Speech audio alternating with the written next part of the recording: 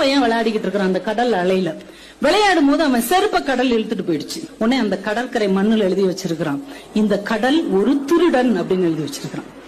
கொஞ்ச நேரம் கழிச்சு சுனாமியில மனைவியை பறி கொடுத்த ஒருத்தர் வந்திருக்கிறார்.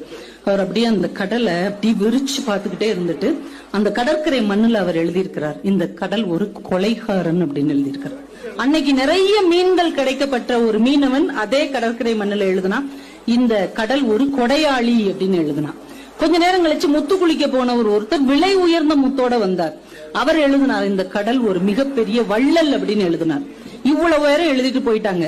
கடல் நேரா வந்து எல்லாத்தையும் அழிச்சுட்டு போயிடுச்சு. ஏனென்றால் இந்த உலகம் பார்வைகளால் ஆனது. உங்களை பத்தி ஒவ்வொருத்தரும் ஒவ்வொரு அபிப்பிராயத்தை வைத்திருப்பார்கள். அத்தனை அடுத்தவர் அபிப்பிராயங்களையும் அழித்துவிட்டு நீங்கள் நீங்களாக இருங்கள். நாம நேர்மையா இருக்கிறோமா, நாம ஒழுக்கமாக இருக்கிறோமா என்பதில் நாம உறுதியாக இருந்தால் அடுத்தவர் அபிப்பிராயத்துக்கு அக்கறை காட்ட தேவையில்லை. அதனாலதான்